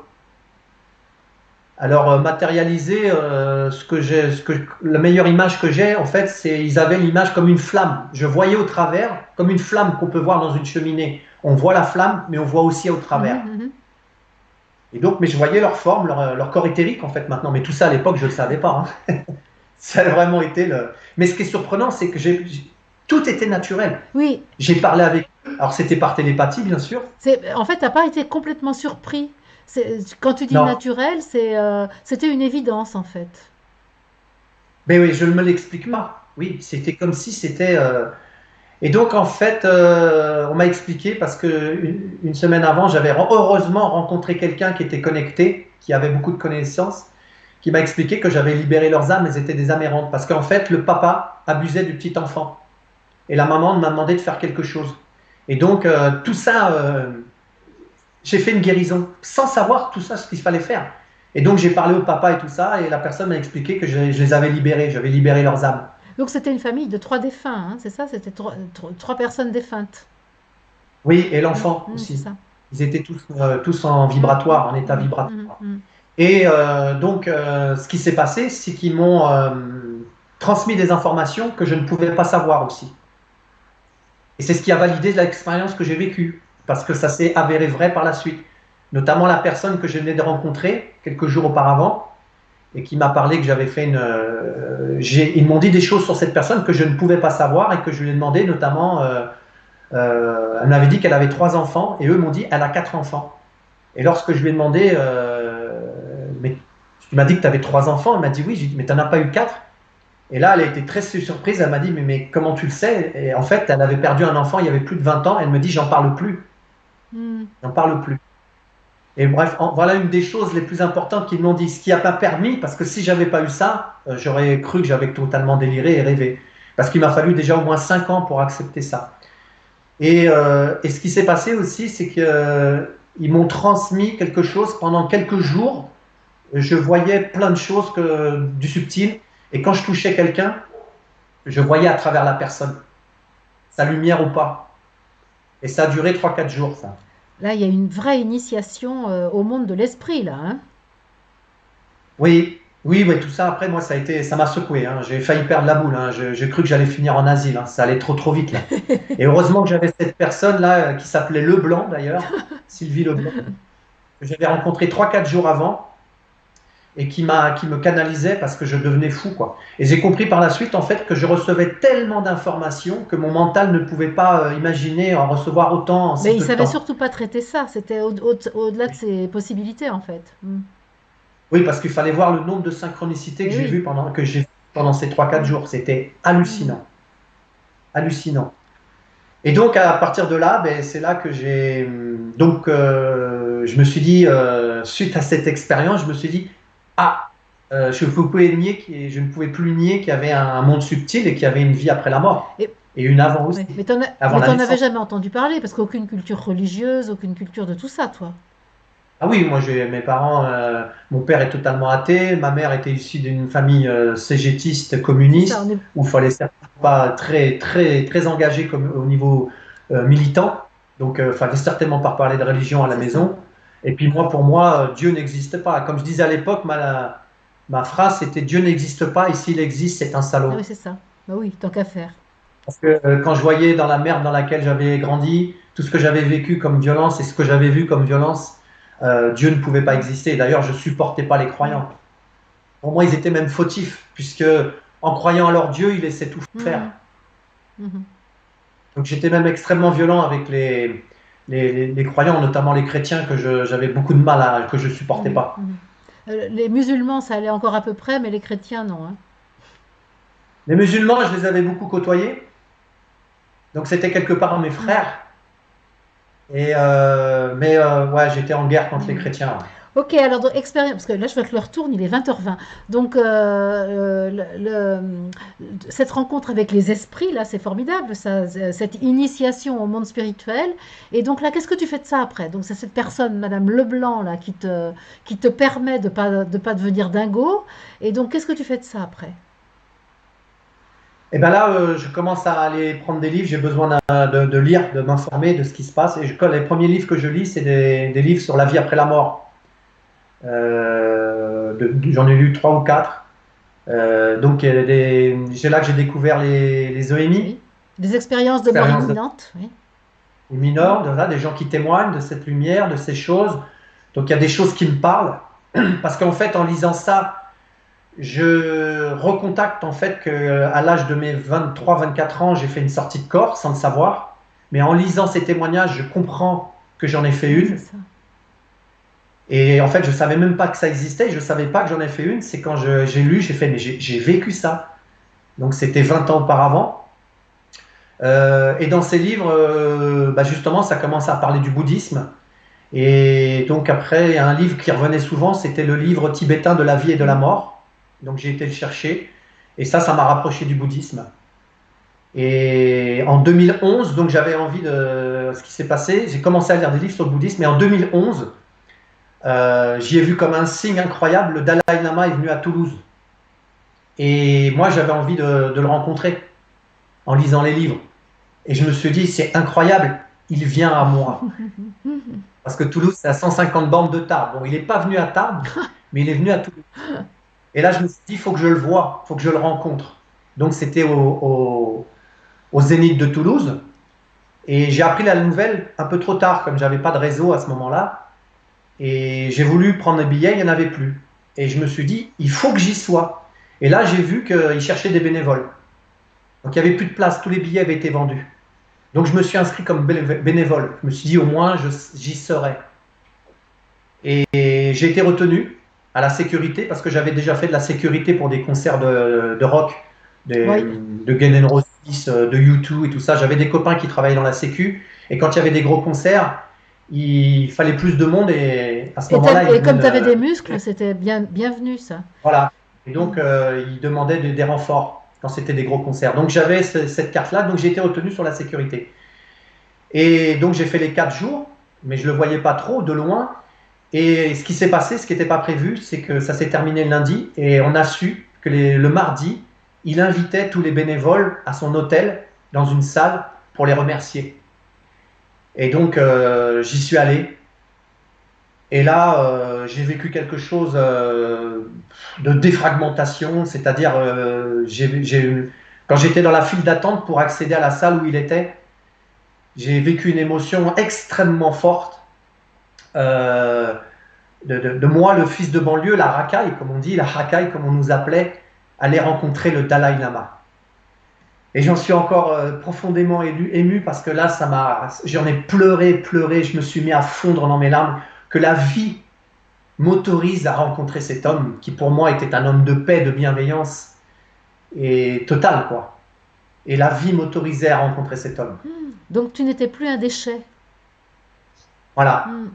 La vie me Mm. validait et me donnait le droit d'exister autrement. Mm. Tu devenais noble en fait. Par le contact avec le Dalai Lama, tu t'ennoblissais, non? Qu'est-ce que tu en penses? Ennoblir, je ne sais pas. J'accédais à quelque chose d'encore plus grand que m'avait révélé Tonio. Mm. Bah, c'est ça. Et que Tu, d'autres c'est- et que d'autres après, et que d'autres après sont venus, notamment Marc Vella, que je suis content de citer, et toi aussi. Oui, parce que tu Des disais de personnes Tonio, qui il m'a révélé mon humanité. Le Dalai Lama probablement te révèle ta divinité.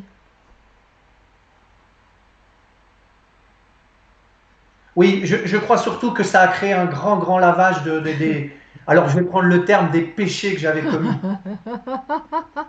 Tu me titilles là, tu sais ce que je pense des péchés, mais je comprends ce que tu veux dire, c'est-à-dire de ce que tu considérais comme le mal en fait. Mm. Oui, ça m'a aidé à me laver de Mm. ça. C'était essentiel. Ça, c'est vraiment ça qui est parti ce Mm. jour-là. Sur le coup, je ne sais pas pourquoi je pleurais, mais après coup, ça m'a vraiment purifié, mais dans le bon sens du Mm. terme. C'est-à-dire, maintenant, je suis d'accord avec toi. J'ai compris qu'il n'y avait pas de mal et le bien n'existe pas, parce que c'est quelque chose que j'ai compris aussi à la cité, parce qu'à la cité, le bien et le mal sont inversés.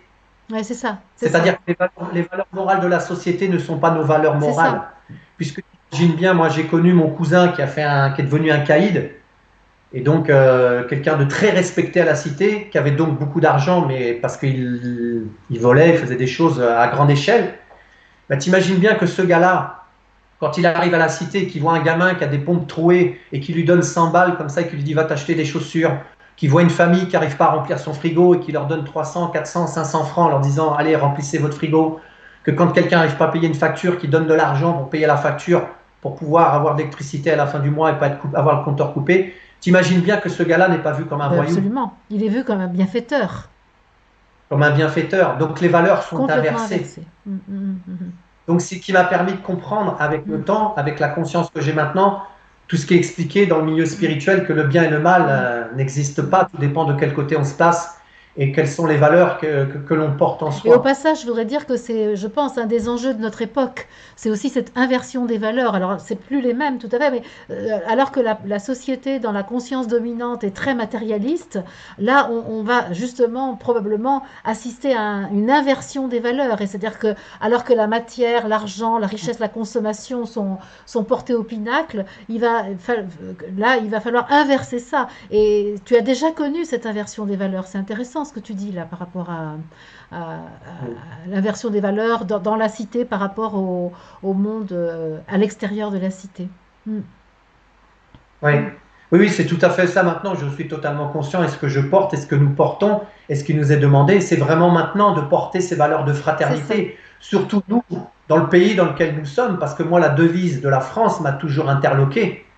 Liberté, égalité, Mm. fraternité. Je peux te dire qu'à la cité, l'égalité, bon, on va dire, en soi, certains vont dire qu'on l'a, on va à l'école, tout ça.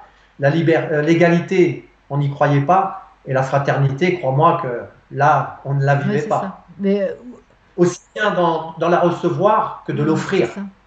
Mais Et c'est le donc, prochain dans pas. notre pays, C'est le prochain pas. Je crois que liberté, bon, alors c'est relatif, hein, mais tout dépend de ce qu'on appelle liberté. Égalité, comme tu le dis, ben, il faut voir de quoi on parle aussi. Mais en tout cas, il y a des choses sur lesquelles en France, ces deux parties de la devise peuvent exister, selon. Mais la fraternité, elle reste à construire. Ça nous enfin moi, ça me paraît tout à fait évident. Et hein, c'est bien l'enjeu de la période actuelle. Comment tu vis justement la période actuelle, toi? ah ben, entre ce qui se passe au niveau de l'humanité, au niveau de la société, et mon propre parcours personnel dont j'ai un peu témoigné, je peux te dire que c'est la grande lessive là. Hein. Je suis dans la machine, là, dans le tambour, vitesse et essorage. Et donc, heureusement que je connais les enseignements, que tout cela va prendre du sens, même si aujourd'hui je ne vois pas le sens pour demain. Je dois simplement accueillir, épouser la forme, comme je dis, c'est des mots. Le mot épouser me vient depuis quelques mois. Je n'ai qu'à épouser et à transcender ça dans ma lumière pour ascensionner justement avec cela. Je n'ai rien à laisser sur place. Je n'ai rien à laisser. Je n'ai rien à laisser l'humanité est arrivée à ce niveau de conscience où maintenant, pour ascensionner, on doit ascensionner avec toutes les horreurs que l'humanité a Mm, apportées, mais en les transcendant, en les alchimisant. mm. C'est ce que je ressens par rapport à ce que j'ai vécu et ce que je dois faire, et je le conçois au niveau de l'humanité. Et co- Et c'est vraiment ça qu'on doit amener à la lumière et ramener au plan divin. C'est tout ramener. Et l'humanité est à ce que je crois aujourd'hui. Et on en est là, mm. justement. Et On comment en est tu là. vis, toi, ta dimension spirituelle dans ton quotidien aujourd'hui, Pascal? Concrètement, Ah ben, ça prend quels actes, quelle forme? quelle forme. D'être de plus en plus à l'écoute de mon âme. Je vois qu'elle est de plus en plus présente. J'ai pu observer grâce à ça qu'à nombreuses fois dans ma vie, et même comme je l'expliquais, même à une époque où je n'avais aucune conscience d'elle, qu'elle était là, Dernièrement, bon, je fais pas, il est tard maintenant, mais dernièrement, j'ai encore une image qui m'est revenue, que je parle dans mon livre, d'un gars avec lequel je me suis fait braquer avec le pistolet. Qu'en fait, il y avait une part de moi qui était face à ce gars qui nous braquait et que ma personnalité se disait, sans que je le dise verbalement, mais qui disait tire, allez, vas-y, tire, comme ça sera fini. Et toutes ces souffrances, tout ça, ça sera fini. Et cette misère, tout ça, j'en pouvais plus. Et quelque part, il y a une partie de moi qui disait tire, tire, et ça sera fini. Et dernièrement, j'ai recontacté avec cet instant parce que je ne comprenais pas pourquoi j'étais resté aussi calme face à ce gars qui nous braquait, parce qu'on était deux qui voulaient nous voler et qui nous pointait avec son arme. Et j'ai recontacté, en recontactant cet instant, qu'il y avait une partie de moi, en fait, et là j'ai compris que c'était mon âme, qui était en train de dire, et c'est ça qui a mené cette quiétude en moi que je n'avais pas compris à cette époque-là, qui, en fait, mon âme lui disait, tu ne peux rien contre moi. C'est ça. Et j'avais fait 12 résonances, mais à l'époque, je ne l'avais pas identifié. Et j'ai compris que c'est ça qui a mené à cette sérénité et ce calme que j'avais face à ce gars qui nous braquait, qui aurait pu nous ôter la vie. Et donc voilà, c'est grâce au fait de reconnecter de plus en plus à mon âme actuellement avec ce que je traverse, et c'est ce qui m'aide à traverser ce que j'ai à traverser actuellement, c'est d'être de plus en plus en contact avec elle, donc de plus en plus être à son écoute, et de recevoir de plus en plus de manière claire sa guidance. Et tu sens Puisqu'elle a toujours été là. Tu sens la guidance aujourd'hui de façon explicite ou pas? C'est encore trop flou pour moi, tu le sais.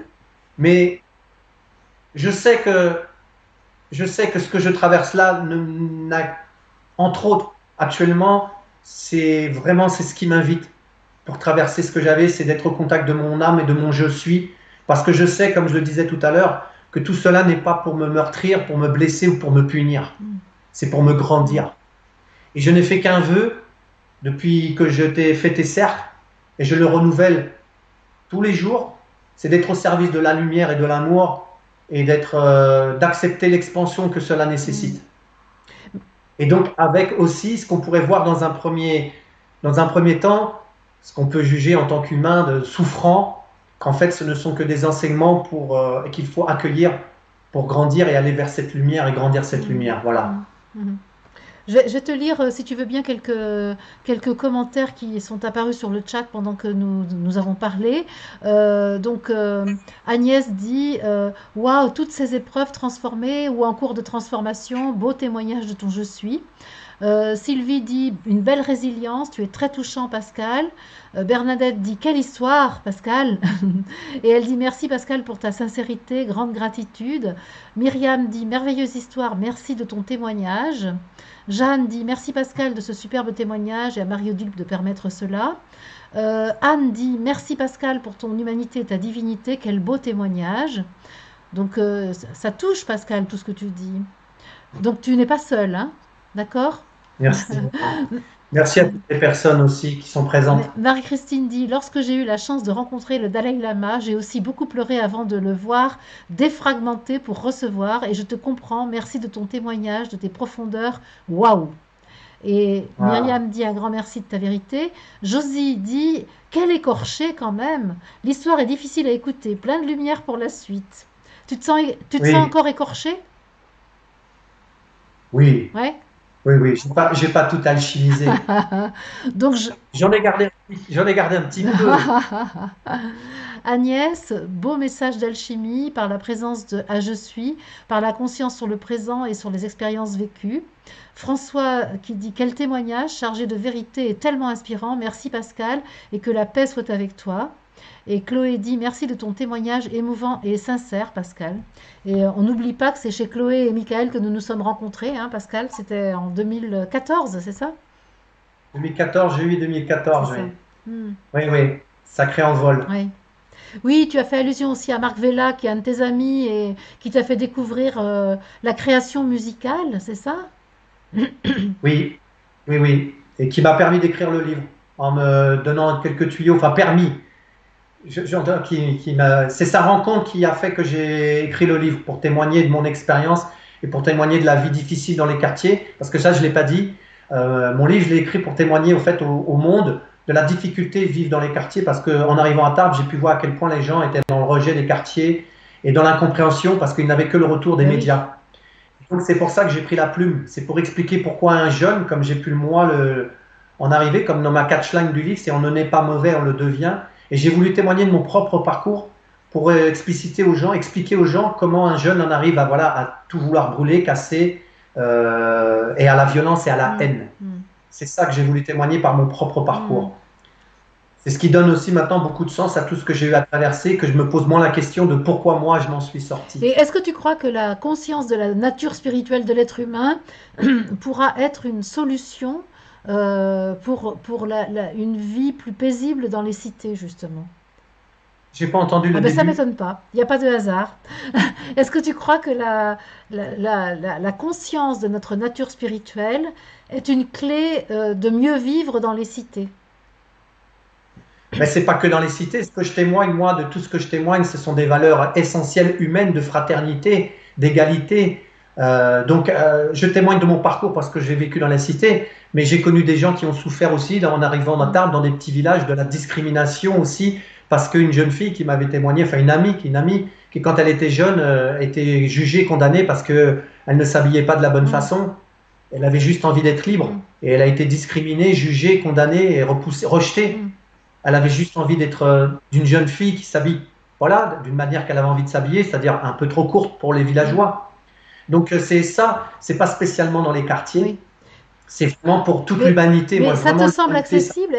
Parce que quand tu décris la vie des quartiers, je me dis, mais comment être témoin du Christ dans le 9-3, quoi? Je me demande, en fait, est-ce que vraiment on peut nous entendre avec notre discours de fraternité, de écouter nos émotions, alchimiser les blessures? Est-ce que véritablement, moi par exemple, est-ce que tu me vois débarquer dans la cité où tu as grandi et me comporter comme tu sais que je me comporte? J'ai envie de dire oui, j'ai envie d'y croire, mais de toute façon, pour moi, la cité n'est qu'un miroir de la C'est ça. société. Hmm. Ce que la société rejette, en fait, c'est la partie d'elle-même qu'elle ne C'est veut pas ça. voir. D'accord. On est bien d'accord. Donc, si tout le monde fait son chemin de paix intérieure, son chemin de fraternité intérieure, de s'aimer, alors tout se résoudra, on le sait, D'accord. de Su- part et d'autre, Hmm. de part et d'autre. Super. Il y a Michael qui dit magnifique Pascal, je n'ai pas connu le 10e de violence que ce que tu as vécu, et pourtant ton témoignage résonne fort en moi. Merci de ton témoignage profond. Ah, là je crois bien qu'on est bloqué. Est-ce que tu m'entends Pascal? Je t'entends, oui, D'accord. Par, mais l'image ne bouge plus. Oui. ouais, par contre, je me demande si... Ah, Ah, c'est reparti. c'est peut-être reparti. Ouais. Donc je vais relire, oui c'est ça. Je vais relire le message de Michael qui dit qu'il n'a pas connu le 10e de la violence que toi-même tu as vécu et pourtant ton témoignage résonne fort en lui. Merci de ton témoignage profond. Donc là, je vois qu'on a perdu l'image. Et Chloé dit, je me souviens de notre première rencontre en 2014 et ton témoignage de vie qui m'avait bouleversée. Ensuite, Marie dit, j'avais beaucoup aimé ta lumière, elle brille toujours, et bravo pour ta sensibilité. Peut-être que vous vous êtes vus dans le désert, Marie et Pascal, hein? Marie, ouais, voilà, il me semble. Oui, oui, on a fait deux séminaires, je crois, ensemble, D'accord. oui, deux. Lionel, merci Pascal pour tes témoignages, ton ouverture et ta force. Bonjour à Lionel. Anne, Pascal, as-tu envoyé ton livre à notre président de la République? Alors, réponse? Bah, au président de la République, le maire de Tarbes l'a Ouais, eu. J'ai eu un petit retour avec un petit courrier sympathique, mais pas plus. d'accord. Je crois que ça, voilà, les politiques, si tu ne peux pas leur apporter quelque chose, tant que tu ne peux pas leur faire de l'audience ou de apporter quelque chose, tu ne les intéresses Hmm. pas. Et est-ce que tu crois que la solution est politique, justement, aujourd'hui? Non, Voilà. non, non, On est bien d'accord. non, La non. solution, Ah elle est oui, vraiment dans l'individu, c'est-à-dire dans la conscience individuelle et l'addition des consciences individuelles, non? tout à fait, Hmm. parce qu'on voit bien, moi je l'ai observé, que même les politiciens maintenant se servent de ce qui se passe dans les cités pour C'est obtenir des ça. votes. On le C'est voit bien ça. depuis ces dernières années. C'est ce que Étienne Liebig appelle dans son livre Les pauvres préfèrent la banlieue. J'adore ce titre parce qu'il est très Hmm. ironique et qui dit comme ça que c'est l'ennemi C'est intérieur. ça. Il appelle ça les banlieues l'ennemi intérieur, c'est-à-dire ça permet de fédérer une partie de la France contre les gens des quartiers, comme Sarkozy l'avait fait en disant, moi je vais vous Ouais, protéger c'est ça. d'eux. C'est la fonction du furoncle en fait dans le corps, hein, c'est-à-dire ce qui permet d'évacuer les miasmes en fait, hein. Donc on a notre, c'est bien identifié, c'est circonscrit et donc comme ça on est tranquille quoi. Mm, Voilà, c'est mm, ça. Et puis, ils savent très bien qu'ils prennent pas un gros risque parce que c'est une population qui ne vote pas ou c'est très ça. peu, ou c'est issu de l'immigration, ils n'ont pas le droit de Mm, vote, donc ils prennent pas de gros risques, mm. hein. David dit waouh Pascal, merci de ton partage en vérité. À travers tes mots, j'ai senti le pas nécessaire pour accueillir le monde dans sa totalité. Bravo pour ton courage. Jeanne dit Merci. le film Les Misérables à Montfermeil, où j'ai vécu en 1966, pas loin de Drancy, mais où ce n'était pas aussi pire. D'accord. Toi, c'était quelle ville exactement? À Drancy, Drancy, justement. Drancy essentiellement, D'accord. la Courneuve, Blanc-Mesnil, Ok. voilà, j'ai un peu bougé, mais pas bougé. Sandri- Mais Drancy essentiellement, c'est là que je me sens le plus raccordé. D'accord. Et Sandrine dit merci Pascal pour ta sincérité, ton authenticité, ta capacité à te relever à chaque fois me touche. Voilà. Est-ce que tu veux dire un mot pour quelque chose que tu aimerais transmettre, Pascal, avant qu'on ne mette fin à cette émission? Oh, mais j'ai dit beaucoup de choses, donc maintenant je voudrais remercier toutes les personnes qui sont là. Je vais dire le mot parce que c'est un mot que j'ai découvert chez toi. Le mot, c'est de saluer mes frères et mes sœurs qui sont présentes et qui seront présents par la suite. Vraiment, c'est quelque chose que j'emploie plus facilement. Je le fais pas tout le temps, mais là, j'ai envie de les saluer, les remercier et que chacun fasse son chemin vers soi. Parce que j'ai ramené cette phrase que je vais partager, finir là-dessus, de mon chemin de Compostelle que j'ai fait en 2014, qui a été très enseignant pour moi. Et quand je suis arrivé au bout, m'est venue cette phrase que je vous partage et que j'offre à l'humanité. Le chemin d'une vie part de soi pour arriver à soi en passant par les autres. Hmm, c'est très beau ça. Hmm. On fait une boucle, hein. Effectivement, ça part là. On va faire tout le tour pour revenir, mais s'il n'y a pas les autres, il n'y a rien qui se révèle en fait. Hmm. Tout à fait. Hmm, super. Les autres contribuent à me C'est grandir. ça. C'est ça. Et c'est là qu'il n'y a plus d'ennemis. Hmm. Il y a Christ. Bon, j'en ai encore quelques-uns, hein. Ah, ben c'est ton côté de Che Guevara quand même, hein. Chez toi, il y a un portrait de Che Oui, Guevara et en fait, il y a Christ et Che Guevara. C'est vraiment, c'est parfois c'est Che, parfois c'est Christ. Ça commence pareil, hein. Il y a le CH du début là. Et là, il y a Christelle CH aussi. Donc, merci pour ton témoignage, Pascal, qui m'a touchée et pour ta sincérité. Je trouve magnifique qui tu es aujourd'hui, avec une telle proximité de violence dans ta vie. Quelle alchimie. Corinne te dit merci. Chloé te dit ce que j'aime particulièrement avec tes interviews, Marie-Odile, c'est que je me rends compte que peu importe le lieu ou les conditions dans lesquelles nous nous incarnons, l'âme met tout en œuvre pour que nous nous souvenions de l'esprit que nous sommes, et c'est là, à portée de tous, en nous, tout le temps. Yes, Chloé, je suis contente que tu dises ça. C'est vrai, notre âme met tout en convergence pour que la mémoire revienne.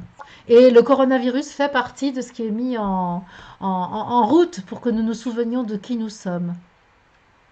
Je me sens émue par tes paroles, Pascal, dit Michael. Merci. Myriam, je suis touchée. Merci. Ben voilà les amis, merci aussi, hein. C'était super Pascal de t'entendre.